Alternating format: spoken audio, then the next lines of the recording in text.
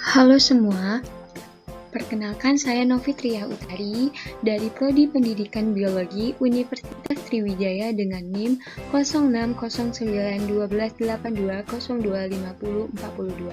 Baik, di sini saya akan membuat video terkait jawaban yang telah diberikan. Pertanyaan pertama. Jelaskan pengertian nukleosida dan nukleotida dan jelaskan perbedaannya. Nukleotida adalah molekul yang tergabung dalam rantai untuk membentuk DNA dan RNA kita. Bahkan, nukleotida dianggap sebagai blok bangunan untuk DNA dan RNA.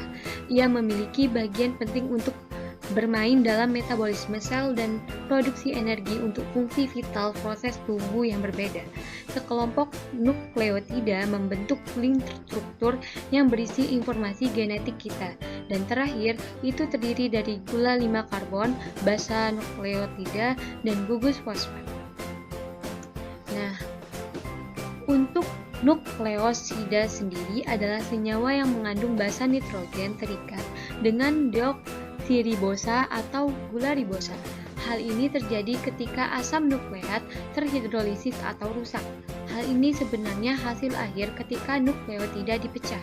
Biasanya konsumsi makanan yang mengandung asam nukleat yang kaya memungkinkan hati untuk menghasilkan nukleosida. Dan terakhir, nukleosida dapat digunakan sebagai obat anti kanker dan antivirus. Untuk perbedaan nukleosida dan nukleotida. Nah, untuk nukleosida, relevansi dalam kedokterannya, beberapa analog nukleotida digunakan sebagai agen antiviral atau anti kanker. Sedangkan untuk nukleotida itu yang tidak berfungsi adalah salah satu penyebab utama semua kanker yang diketahui saat ini. Contoh dari nukleosida meliputi sitidin, uridin, agnetosin, guanosin, timidin, dan inosin. Nah, untuk nukleotida sendiri mengikuti nama yang sama, yaitu dengan indikasi kelompok fosfat, misalnya 5-uridin monofosfat. Pertanyaan yang kedua, jelaskan apa itu DNA, jelaskan struktur, sifat, dan fungsinya. Berdasarkan pengertiannya, DNA adalah asam nukleat yang terletak di dalam inti sel dan berfungsi untuk menyimpan segala informasi makhluk hidup dalam bentuk materi genetik. DNA juga menentukan sifat organisme yang diturunkan. Banyak sekali manfaat yang kita dapat dari pemanfaatan DNA, terutama dalam masalah yang berkaitan dengan genetika. Untuk struktur DNA tersusun atas rangkaian nukleotida.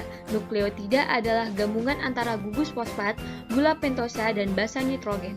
Adapun nukleosida adalah gabungan antara gugus pentosa dan basa nitrogen. Setiap nukleotida mengandung gugus gula deoksiribosa yang memiliki 5 atom karbon, gugus fosfat, dan basa nitrogen. Semua nukleotida dalam DNA mengandung gula dan gugus fosfat yang sama sehingga disebut juga tulang punggung DNA. Adapun basa nitrogen DNA selalu berpasangan antara kelompok purin dan pirimidin. Basa purin yakni adenin atau A dan guanin atau G. Sedangkan basa pirimidin yaitu sitosin dan timin.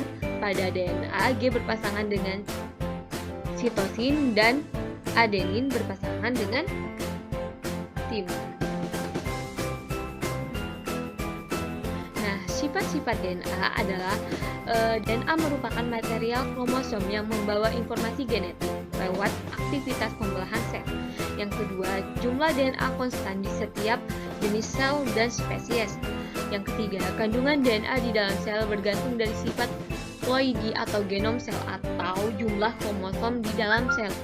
Dapat melakukan replikasi sel organisme prokaryotik bakteri, DNA rantainya tunggal. Pada suhu yang mendekati titik didih atau pH ekstrim kurang dari 3 lebih dari 10, DNA mengalami denaturasi atau membuka.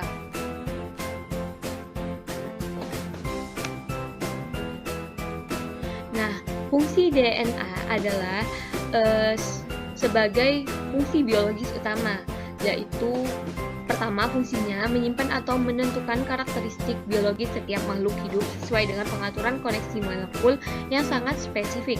Kemudian, fungsi utama yang kedua adalah melayani tujuan sintesis biologis dalam hal penciptaan protein seluler dan molekul RNA. Fungsi DNA lain adalah DNA sebagai pembawa informasi genetik, yang kedua berperan dalam duplikasi diri dan pewarisan sifat, yang ketiga ekspresi informasi genetik, yang keempat fungsi DNA untuk forensik, yang kelima fungsi DNA dalam komputasi. Jelaskan apa itu RNA, struktur, sifat, dan fungsinya. RNA ialah hasil dari transkripsi dari suatu fragmen DNA, sehingga RNA sebagai polimer yang jauh lebih pendek apabila dibandingkan dengan DNA. Berbeda dengan DNA yang pada umumnya dijumpai dalam inti sel, kebanyakan dari RNA terdapat sitoplasma, khususnya di ribosom.